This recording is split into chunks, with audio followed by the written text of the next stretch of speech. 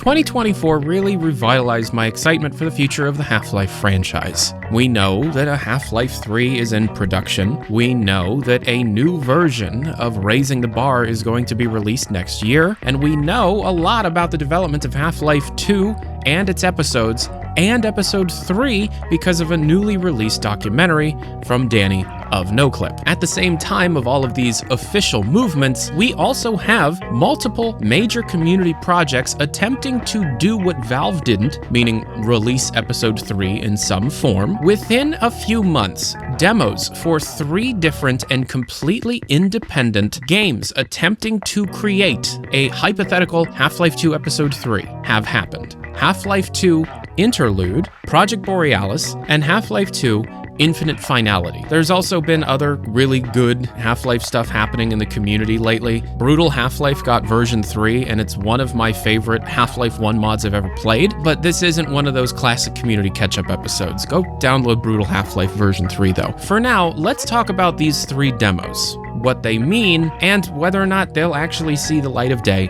at the end of production.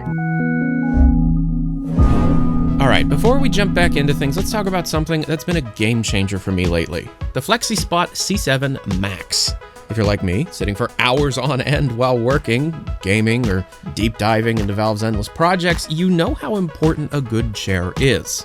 My old ones? Well, total disaster. Squeaky, stiff, and killing my neck and back. And, the other 2 things. So I upgraded. And the C7Max is already proving why it's worth it. Flexispot sent me this chair, and the assembly was pretty simple. This chair is built for maximum comfort and durability. The lumbar support adjusts to your back's needs, so whether I'm hunched over editing or leaning back brainstorming, it keeps me aligned. The seat has a soft latex layer that's way better than your standard foam, making long sessions way more bearable. Plus, the armrests, fully adjustable. It's up and down. You can turn the armrests 360 degrees, but then there's a secondary 360 degree adjustment. There's 2 levels of 360 degree adjustments for the armrests, plus the up and down adjustment. Okay, and also the footrest. There's a pull-out footrest, perfect for when you need a break, but can't leave your desk. If you're overdue for a chair upgrade, and trust me, it's an improvement to your general well-being if you sit at a desk a lot, you can get $30 off the C7Max with my exclusive code. Just hit the link in the description or pinned comment to check it out. Big thanks to Flexispot for sponsoring this video and making sure my back isn't screaming at me by the end of the day. Seriously, don't sleep on this. To start things off, Boreal Alyph. That's right, a game that was canceled years ago saw a couple of builds leak publicly. This game was running on Source Engine, an attempt to do a lot with the back end. The game was very much a portfolio piece. The majority of the time was spent developing assets and the tools, and very little time was spent creating levels or gameplay of any legitimate kind. What was created for the game exists here now. This is up on archive.org. These are builds of the unreleased and now canceled Half-Life 3/Half-Life 2 Episode 3 game, Boreal Alyph. I actually got permission to mention this from the original developers, so we're good to go. Link to that down in the description. Half-Life 2 Infinite Finality's demo is the longest of the 3. It actually clocks in at over an hour, and it sees Gordon traveling with Alex Vance after the helicopter crashes following the end of Half-Life 2 Episode 2. The helicopter crashes in the Arctic, and Gordon and Alex are attempting to seek shelter, as the incredibly cold climate is going to kill them before any of the Combine truly do. This is an interesting one, but definitely one that could have used some editing. Yes, the other 2 are incredibly short, so it is good to have a large chunk of playable content. It shows that the developers are capable of creating something actually playable and meaty. That said, there is a lot of downtime here. What exists is very much akin to Half-Life 2 Episode 1. A lot of your time in this demo is going to be spent traveling with Alex, whom in this mod has a redesign based on leaked Episode 3 concept art from Andrea Wuckland. It's very popular in the Half-Life fandom, and this is an incredible job. Whoever did this model, whoever did this redesign, you did a fantastic job. Obviously, if you're going to be doing something brand new that includes Alex Vance as a character that you interact with, you will need a lot of voiced dialogue. And the voice of Alex, although different, is fine. I do recommend that whomever is behind the project get the actor playing Alex Vance a microphone that does not distort as much. I also recommend not mixing Merle Dandridge's, the original Alex Vance voice actor's voice lines, alongside your currently in-game replacement for Alex Vance. Alex's idle lines, or, oh, excuse me, Gordon, are the original ones. Those need replaced because it just shines a spotlight on how there is a different voice actor. That said, Alex Vance is well modeled and well animated. In fact, there's an excellent little piece where Alex and Gordon find one of those Zen healing pools from Half-Life 1, and Alex washes her bloodied face from it. Excellent stuff. The sound design and overall look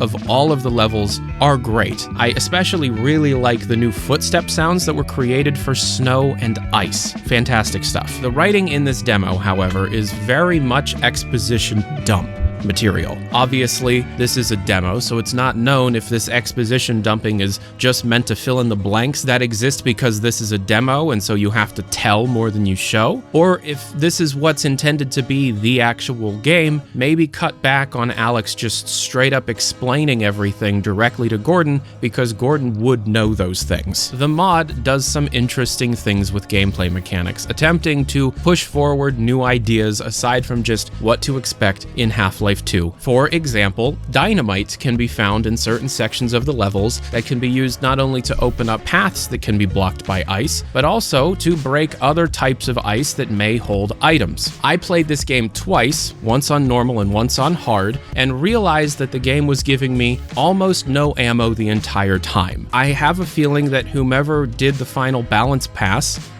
either tried to have the player scavenge significantly more, which is fine, but even then, I was scavenging, there wasn't that much to find in the first place, and I kept finding myself having to use the gravity gun, which is also fine, but in later levels there is a distinct lack of physics objects to then use with the gravity gun. So you're stuck with Alex using her gun against the enemies and kind of jumping around hoping that Alex can kill them soon enough. There was this section where the physics puzzle isn't actually physically based and it's all scripted based on the number of things in that basket. Kind of strange. And also, water isn't hurting me. We're in the Arctic.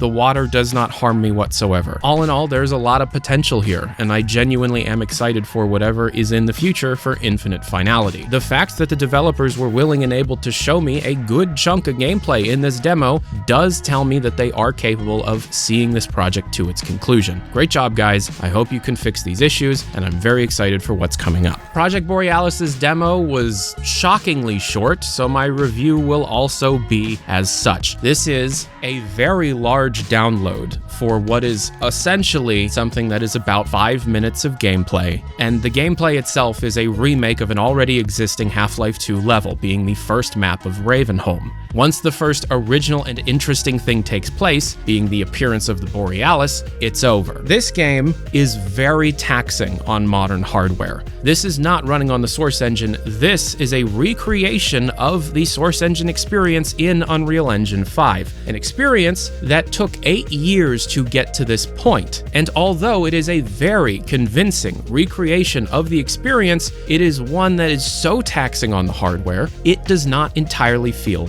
worth it. The gunplay and movement feels kind of floaty in comparison to what you would expect in Source Engine, although when I brought this up with the developers, I was told that that floaty feeling is born out of a low frame rate. This is a game that almost everybody has an issue running at a full frame rate. I love some of the developers, honestly. Mastercoms is a genius and should be applauded for a lot of the programming work that went into making this even function. But the fact that it took this long to create a demo that is almost entirely Valve's geometry, I don't have high hopes for this actually seeing its conclusion. I would love to see it, but it does feel like the majority of the last 8 years was spent developing 3D models and getting the engine up to the point where we are seeing it now. I don't know know if there are actual campaign levels that are playable even in the developer branch. This was the same issue that Boreal Alyph had. I really hope they can pull it off, and I hope they can pull it off in a shorter amount of time than it took to get to this point, but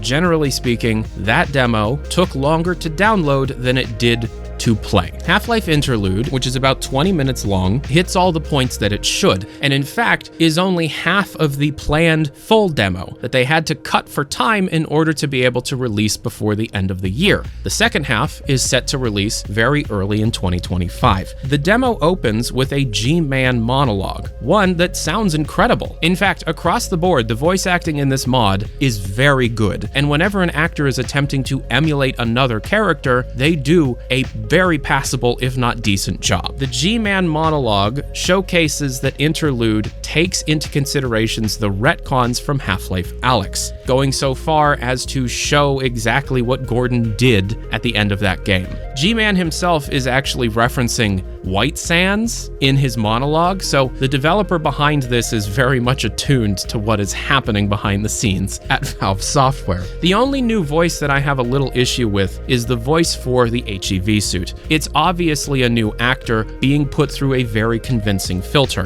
The issue is that it's very graining. The attention to detail in this one is immaculate. We played a demo earlier that was over an hour long. This demo, being around 15 to 20 minutes, feels like it has just as much detail packed in a much denser experience. Everything that the player is experiencing seems to be polished to a mirror shine, going so far as to making sure that the balance of the enemies, ammo, and scripted sequences of said enemies all flow together incredibly well. The game is trying something new with story, similar to any immersive sim you can think of. Lambda-labeled cassette tapes. Apparently Gordon has a tape deck on the HEV suit, and you can find little cassette tapes hidden throughout the map, showing the rebels in their Arctic base trying to work with Mossman and illustrating some terrible thing that has happened that the player is unaware of that has led to the people here turning into zombies, the Combine finding them, shelling them, etc. This game has a new feature, fire propagation, as a gameplay mechanic, not dissimilar to what Valve themselves is trying to do, just in a significantly more simplified manner. The only puzzle in this demo shows the player setting stuff on fire near a gas source, moving an on-fire item to another place to burn down a door. Incredible stuff. It's simple, but it feels just like Half-Life because,